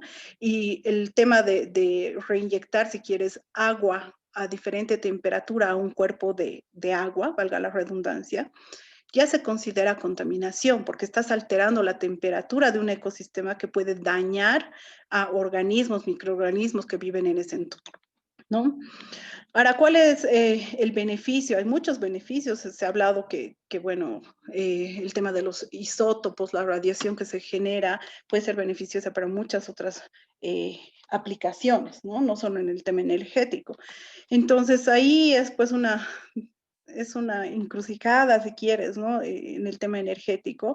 Ha resultado muy bien en muchos países que, bueno, tienen la responsabilidad de un manejo adecuado, pero cuando existe una fuga de esta radiación por un mal manejo, un sobrecalentamiento de los reactores, ya pues se considera un peligro, ¿no? Por el grado de contaminación que se puede generar. Y tenemos muchas experiencias a nivel mundial, creo que no necesito recordarlas, pero que se han constituido en grandes problemas de contaminación, ¿no? Y efectos de radiación a nivel de la especie humana, de animales, etcétera, que hasta la actualidad la seguimos, pues, viviendo, ¿no? Gracias, Claudia. Gracias a ti. Omar, la misma pregunta. Ok, yo lo hago un poquito más cortico y Bolivia no necesita energía nuclear, porque tenemos otras fuentes de la cual podemos generarnos energía. Al día de hoy tenemos una sobreproducción de energía, por lo menos tenemos una infraestructura que puede generar mayor energía de la que consumimos, por eso en algún momento desde el Estado se pensaba en exportación, cosa que tampoco es una idea muy inteligente, les soy honestos. Cada país trata de ser siempre independiente de manera energética para no depender de alguien más. Pero bueno, dicho esto, la potencialidad seguramente más importante de Bolivia está asociada al tema de generación hidroeléctrica. El tema de la radiación solar en el altiplano es muy interesante. Hay potencial también por ese lado. Pero, de nuevo, como lo habíamos mencionado antes, la cantidad que se genera no es la que podemos esperar de una gran represa, o si queremos mezclar el tema que estaba dentro de la pregunta de energía nuclear. Por supuesto que no, la energía nuclear en un espacio relativamente reducido de área puedes generar gigas y gigas de energía eléctrica para poder ser distribuida. Mucha gente le tiene mucho temor a la energía nuclear y lo entiendo, creo que eh, de nuevo, cosas que no conocemos del todo bien siempre nos asustan. Y yo veía, por ejemplo, alguien me comentaba y me decía, uy, con la energía nuclear ves todo esa contaminación que sale por las chimeneas. Siempre asociamos a una gran planta nuclear con esas chimeneas grandes. Y claro, cuando yo le explicaba que solo es vapor de agua, por ejemplo, no lo lograban entender porque realmente lo que entra en contacto con el material nuclear nunca más va a estar al medio ambiente libre para poder ser tocado, acercarte, crear algo, crecer algo cerca del mismo, porque sin duda el riesgo de contaminación es muy grande. El mayor problema que tenemos al día de hoy con la energía nuclear son sus residuos. ¿Qué hacemos con ellos? Algunos los están enterrando en el subsuelo, están inyectando aguas a profundidades muy grandes, han pensado inclusive mandarlos al espacio, sacarlos del planeta. Los americanos han parado un proyecto que era tan interesante que de las montañas Yucca Mountains, donde tenían un área seca, montañosa, rocosa, dura, y querían tener un gran depósito de material nuclear ahí adentro y tenerlo cerrado por cientos o miles de años, que es el tiempo que es peligroso. Pero al final la gente, la sociedad del sector, aunque no es un área necesariamente muy poblada, pero en los alrededores nadie quiere tener un tipo de depósito de esas características cerca a tu casa, donde vives. Entonces, ha sido un proyecto que ha fallado. Todas las grandes plantas nucleares en el mundo actualmente en el mismo lugar tienen las áreas de almacenamiento de sus residuos y hasta que no encontremos qué hacer con los residuos, ese es el riesgo que conlleva la energía nuclear. Pero sin duda no genera gases de efecto invernadero, que es uno de los mayores riesgos o los mayores problemas que tenemos actualmente con el cambio climático y el aumento de la temperatura. Entonces, no la descartemos. Hay países que la necesitan, países que tienen consumos energéticos muy fuertes, con espacios pequeños y que no tienen otro tipo de fuentes de energía disponibles y que no les queda más que desarrollarla. Pero si nos tranquiliza o a la gente que nos está escuchando les sirve, en Bolivia realmente no tenemos una necesidad de hacer una planta nuclear para fines energéticos. Gracias, Omar. Justo mientras hablaban los dos, pensaba en una película muy linda de la década de los 90, debe ser, que se llama Los sueños de Akira Kurosawa, que es el famoso director japonés. Y es una película producida por Steven Spielberg. Y son unas viñetas que cuenta Akira Kurosawa de sus sueños. Y en una de ellas sueña con exactamente lo que pasó en Fukushima muchos años después de la filmación de la película. Pero lo que quiero subrayar es esto. En una de las escenas, el personaje que era el administrador de la planta nuclear le dice a quien está viendo, que es el narrador, y le dice, nos dijeron que la tecnología nuclear era infalible, y en efecto, la tecnología es infalible, pero somos los usuarios de esa tecnología los que no somos infalibles, ¿no? Y eso explica un poco esta tensión tan fuerte que existe entre quienes que se inclinan a favor de la energía nuclear y quienes se inclinan en contra, y que desafortunadamente en el caso boliviano ha pasado algo muy similar a lo que Omar recordaba hace un ratito de ese proyecto en los Estados Unidos, que la gente por supuesto escucha nuclear y se le paran los pelos de punta y se opone porque sí y sin ver, y al mismo tiempo dice, pucha, ¿se imaginan si los bolivianos no podemos hacer tal cosa, vamos a estar administrando una planta? Y eso también le hace un daño bien penoso a la autoestima nacional. Yo sé, me estoy saliendo por los márgenes de la pregunta. Quiero terminar esta tarde con la última, que me ha gustado mucho, de verdad. No sé si por provocadora o qué, pero aquí la planteo. Dice nuestra participante, sobre la comida vegana, ¿qué opinión les merece la soya? Se dice que de todos modos contamina de igual manera que los transgénicos. Omar. Uy, la agricultura es algo complejo, es algo que no entiendo del todo bien, pero cuando hablamos de soya, quizás uno de los problemas principales Si hablamos de, por ejemplo, del impacto que puede tener sobre el medio ambiente, es algo que Carolina ya ha mencionado y explicó hace un momento, ¿no? Es la lógica del monocultivo, del sobretrabajo de la tierra. Entonces, no porque no crezca, no porque no tengas la huella tan sensible de hídrica o de gases de efecto invernadero con la carne, no significa que todo lo demás está bien o que todo lo demás está libre de hacerlo. Hay otros problemas que están asociados, por ejemplo, a una sobreexplotación agrícola, ¿no? Que están asociados al uso de fertilizantes, al uso de pesticidas. Estos pueden trasladarse, pueden moverse si es que lo contaminas al subsuelo, a las aguas subterráneas.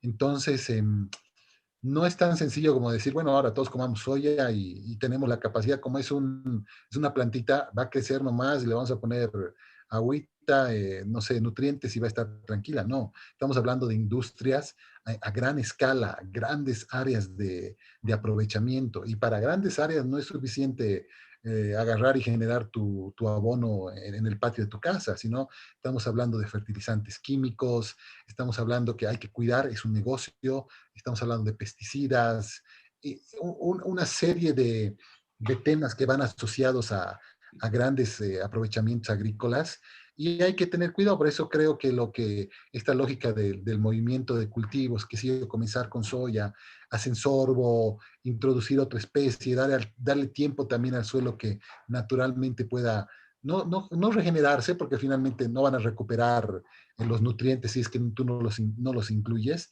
pero sí pueden recuperar algunas características físico-químicas, los suelos, de humedad, etcétera. Y esto nos va a llevar a que, si te gusta la soya y te mantienes fuerte con ella, y no estamos haciendo una sobreexplotación de la misma y las áreas donde se producen están siendo manejadas adecuadamente, bienvenido.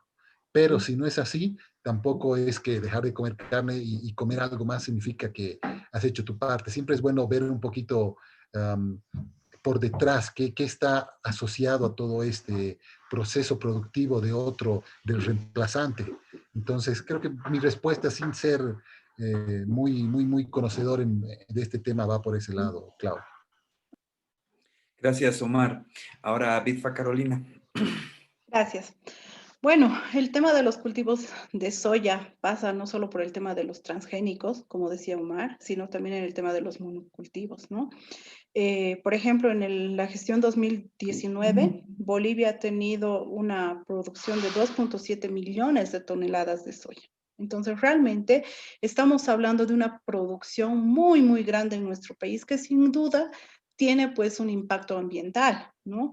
No solamente limitarnos a comparar con el tema de la carne, como hemos hablado durante la tarde, durante el conversatorio, sino que la realidad, por ejemplo, en nuestro país es que se promueve mucho la ampliación de la frontera agrícola precisamente por los cultivos de soya, ¿no? Y no solamente considerando el tema de los monocultivos, ¿no? Que ya hemos hablado, que dañan los ecosistemas y todo, pero la ampliación de la frontera agrícola en nuestro país se la promueve mucho por los cultivos de soya. Entonces, yo creo que ese es uno de los grandes aspectos negativos que hay que evaluar cuando hablamos de la soya, ¿no?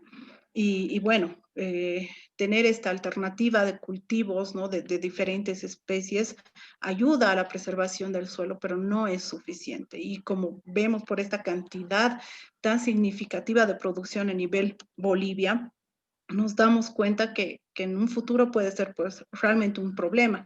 Como decía Omar, no solamente por el uso de agroquímicos, pesticidas, herbicidas, etcétera, sino, vuelvo a repetir y recalco, y creo que es muy importante el tema de la ampliación de la frontera agrícola. Gracias, Claudia. Gracias, Bitfa Carolina. Con eso podemos dar por concluida nuestra sesión de esta tarde. Si se me permite, y aprovechando que todavía tenemos unos minutos por delante, quisiera compartir con todas y todos los aquí presentes un brevísimo resumen de lo que se ha dicho. Creo que gracias a la inteligencia de nuestros dos panelistas y a las preguntas, se ha tejido una reflexión muy rica sobre medio ambiente a partir de cosas en apariencia disímiles. Celebro eso de verdad y eso tiene que ver con la enorme calidad de nuestros expositores. A ver, hemos empezado hablando de energía renovable. Nos han hecho notar nuestros expositores que el incremento en el uso de energía renovable en el mundo es verdaderamente notable. En los últimos años la curva es ascendente en el uso de estas nuevas formas de energía, debido fundamentalmente a que sus beneficios son muchos y muy amplios, fundamentalmente el reducir la huella de carbono, y esto pasa por disminuir la emisión de gases de efecto invernadero y no solo CO2. Se nos ha hecho notar que hay países más desarrollados que usan más esta energía y que, o casualidad, son también algunos de esos los países que concentran mayor cantidad de gases de efecto invernadero que se emiten al ambiente. También se ha subrayado el hecho de que son fuentes de energía en rigor más económicas una vez que se ha superado la inversión de su instalación, y eso aplica tanto para los grandes proyectos como para proyectos domésticos que en muchos países del mundo se están volviendo cada vez más frecuentes, más habituales. Esto es importante. Aquí está uno de los mensajes clave de esta tarde.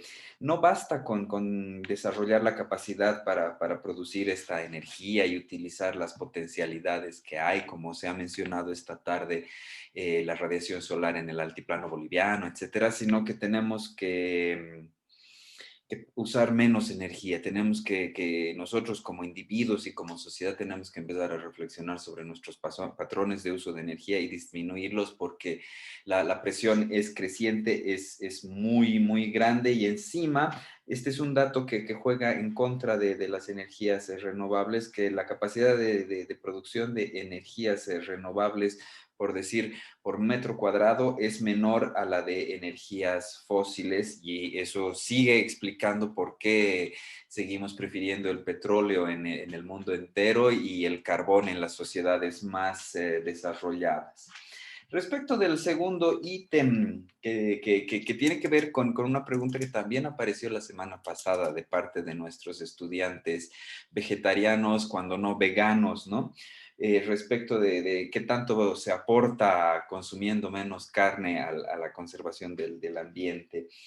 Nuestros expositores nos han hecho notar que la producción de carne tiene una huella de carbono enorme, fundamentalmente en emisión de metano a partir de los detritus de los animales, de las vacas y toros, pero sobre todo muchísima agua, 15,000 litros de agua para producir un kilo de carne en promedio, 6,000 litros de agua para producir un kilo de carne de cerdo, por ejemplo, versus unos cuantos cientos de litros para producir un kilo de verduras, o unos 1,000 litros para producir un kilo de fruta. Entonces es una diferencia abismal.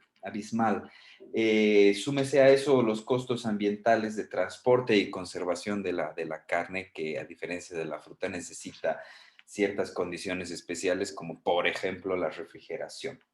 Respecto de los cultivos de semillas transgénicas, mejor llamadas organismos genéticamente modificados, nos han hecho notar la importancia de prestarle atención en primer lugar al origen de esta tecnología, que no es necesariamente tiene estas connotaciones cuasi apocalípticas que muchos activistas le ponen, sino que se han desarrollado los organismos genéticamente modificados para resolver problemas alimenticios de su momento, de su contexto.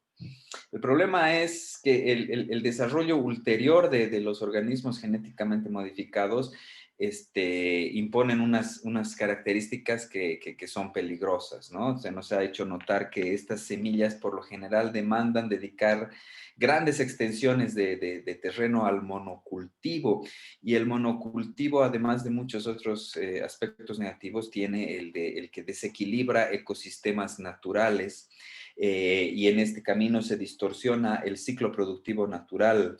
Un buen ejemplo que además está presente permanentemente en los medios es la historia de la polinización. Las abejas tienen menos variedades que polinizar. De hecho, las propias semillas ya no necesitan esta polinización natural, entonces hay unos desequilibrios más o menos serios. Hacer notar que en Bolivia ya consumimos productos con algún grado de componente de organismos genéticamente modificados y lo que corresponde es buscar mecanismos para reglamentar y controlar la producción y comercio de alimentos con organismos genéticamente modificados. Lo he mencionado en su momento, en rigor en Bolivia existe esa normativa, pero además de ser desconocida, me parece que no hay mucha voluntad entre las instituciones estatales para realmente hacerla cumplir. Con todo, igual seguimos viendo en los supermercados algunos productos, me parece que son los importados de Perú y de Estados Unidos, que llevan la ominosa etiqueta con el triángulo amarillo. Finalmente, Omar nos ha hecho notar que no hay que abominar directamente de los OGM, sino que más bien hay que considerar muy seriamente la información de que disponemos antes de tomar decisiones. Él lamenta que por lo general los tomadores de decisiones no tienen suficiente información al respecto, pero que sí que es posible ser mucho más cuidadoso con el tema sin satanizar los cultivos transgénicos, dado que, por ejemplo, hay países donde el debate es diferente, ya que, por ejemplo, tienen menos superficie cultivable y necesitan esta tecnología para garantizar la seguridad alimentaria de su población. Respecto de los residuos sólidos, que aquí también ha habido reflexiones muy interesantes, ¿no? Se nos ha hecho notar cómo está aumentando la presión ambiental fundamentalmente en las áreas urbanas a medida que el país, y al igual que casi todo el mundo, está en un proceso de urbanización de su población creciente. Y esto es que el desarrollo urbano implica más residuos sólidos, ¿no? Se propone como alternativa la lógica circular, es decir, reusar los residuos, convertirlos en un insumo para algo más en vez de solamente enterrarlos en los rellenos sanitarios, y no hay que ir muy lejos en el tiempo y en el espacio para recordar que hace semanas todavía seguía el problema del ingreso al relleno sanitario Jarajara en Cochabamba, o hace no más de un año en La Paz tuvimos un desastre ambiental brutal porque colapsó una de las celdas del relleno sanitario de Alpacoma. Entonces nos están recordando permanentemente estas circunstancias que hay que cambiar la lógica de gestión de los residuos sólidos. Pero además, uno de esos caminos, y es algo que nos interpela a todos como individuos y mucho más a individuos como los que estamos reunidos esta tarde, empezar a hacer el esfuerzo de separar la basura cuando menos en orgánico e inorgánico, porque los residuos orgánicos lo menos que nos posibilitan hacer es el compostaje. Me permito añadir a lo que han dicho nuestros expertos que está cada vez más de moda, entre comillas, el compostaje doméstico y el cultivo de alimentos en muy pequeña escala, ¿no? En macetitas o macetas más o menos grandes, y sí se puede compostar. Y se me ocurre, yo vivo en una urbanización con muchísimos edificios, muchísimos departamentos, y en algún rincón pusieron un huerto urbano, y creo que ese tipo de iniciativas pueden ayudar a que, si no tienes espacio en tu casa para hacer compostaje, ni siquiera en un balde, ¿por qué no en un espacio común con tus vecinos? Pero me estoy yendo más allá de lo que nos han dicho nuestros expertos, ¿no? También se nos ha hecho notar que hay países con tecnología que aprovecha hasta casi el 100% de los residuos sólidos, mientras que nosotros en Bolivia enterramos hasta el 70%.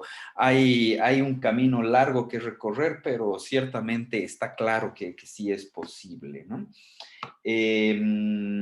Finalmente se nos ha hecho notar que Hay un montón de iniciativas de reciclaje de papel, de reciclaje de algunos plásticos, de reciclaje del caucho de las llantas, y ese es el producto de ese caucho lo vemos en los parques infantiles ahora. El gobierno municipal de La Paz con mucho orgullo ha mencionado.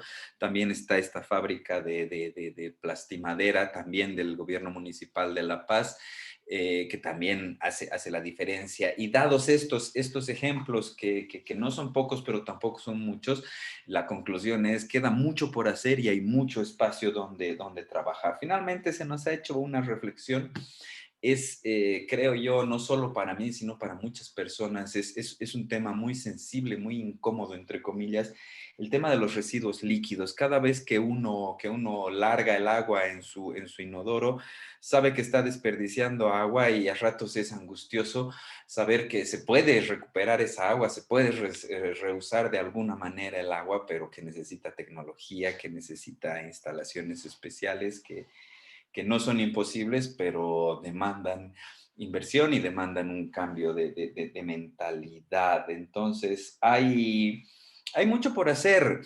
Una de las preguntas nos ha llevado a la reflexión cuasi apocalíptica respecto del reloj ambiental y de cómo nos estamos acercando a la hora cero, por llamarle de algún modo, y eso a ratos provoca ansiedad, provoca inquietud, provoca miedo por el futuro, pero al mismo tiempo, y me parece que esta es una de las conclusiones que bien podemos sacar esta tarde de la sesión, de lo que han compartido con nosotros nuestros expertos, es que todavía se pueden hacer muchas cosas, y en primer lugar es el individuo quien tiene que tomar la iniciativa, y no esperar que sea el Estado, no esperar que sean las grandes organizaciones, sino uno con acciones tan relativamente sencillas como empezar a separar su basura, como empezar a reutilizar algunas cosas en el hogar, como empezar a revisar el patrón de consumo de energía que uno tiene,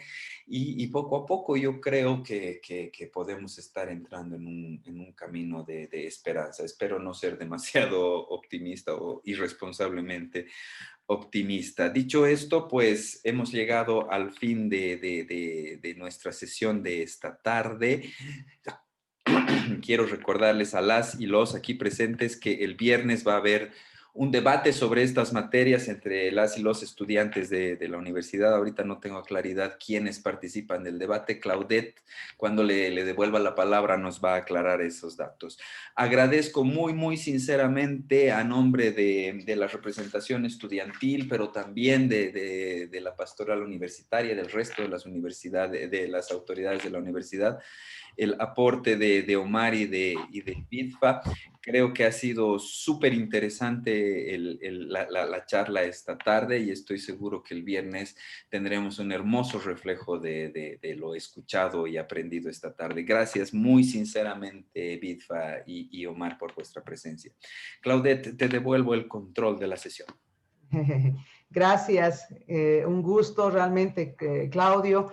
Gracias a todos y cada uno de los actores de esta tarde importante que se han dado cita a esta ya el final, la recta final de nuestros debates, de nuestros conversatorios, mejor dicho, ya en puertas del siguiente último debate.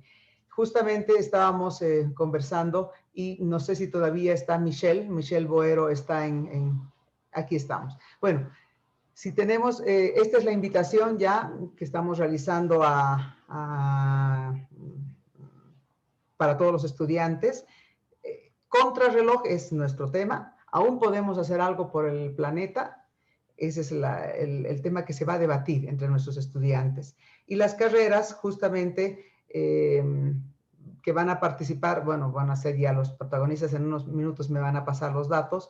Es importante también recomendarles a todos que estemos puntuales, porque si bien los debates ya están en la recta final, siempre llega algún momento en que nos quedamos con algún tema un poco por concluir. Pero Michelle está acá. Voy a pedirle a Michelle que haga la última invitación, por favor, para que las carreras que están ahora compitiendo en este debate estudiantil sean los que hagan su debut en esta jornada del próximo del próximo domingo 25 de octubre. Por favor, Michelle, te ruego pasarnos los datos e indicarnos ahora quiénes son los competidores de esta gran jornada del contrarreloj. ¿Aún podemos hacer algo por el planeta? Sí, claro que sí. Bueno, como han visto, se están llevando los debates a cabo. Con anterioridad se han hecho los sorteos respectivos y si no estoy mal, este fin de semana les toca debatir a 4 carreras. Entonces los esperamos, ¿no?, a todos el domingo 25 de octubre, ya que este debate igual se va a llevar a cabo por un en vivo en nuestras páginas y creo que va a ser muy interesante ver las posturas que tienen cada una de las carreras. También decirles que estén atentos a las carreras que van a debatir para que se haga el respectivo sorteo de si van a estar a favor o en contra de los tópicos que se planteen.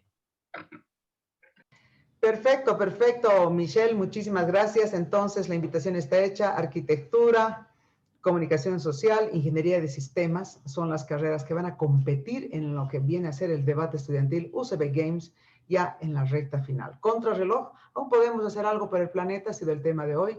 Así que agradecemos una vez más a nuestros invitados, tanto a Carolina Garbizú como a Omar Salinas por haber accedido a esta invitación y desde luego a nuestro protagonista también y moderador Claudio Rosell. Gracias a todos por haber hecho posible este encuentro una vez más y cerramos esta parte de las exposiciones. Pero el último debate se viene y realmente interesante. El próximo domingo, 25 de octubre a las 4 de la tarde. Bien, agradecemos a todos, agradecemos a la gente de la pastoral que está haciendo también el seguimiento y está haciendo el soporte técnico en este momento. Gracias a Fernando Bustillos, a Águeda Ugarte, en fin, a toda la gente que está haciendo posible que estemos llegando a través del Facebook, a Yolanda Barrientos también de marketing, que todas las conexiones están siendo posibles a través de la página web de la Católica. A las redes sociales, a todos los chicos que nos han ido siguiendo, gracias. Muchachos, a competir sanamente porque este es el evento de ustedes, esta es la actividad de nuestros estudiantes. A nombre de las autoridades les agradecemos a todos y cada uno de ustedes por su participación y nos vemos el próximo domingo. Gracias a todos. Buenas tardes. Buenas tardes. Chao.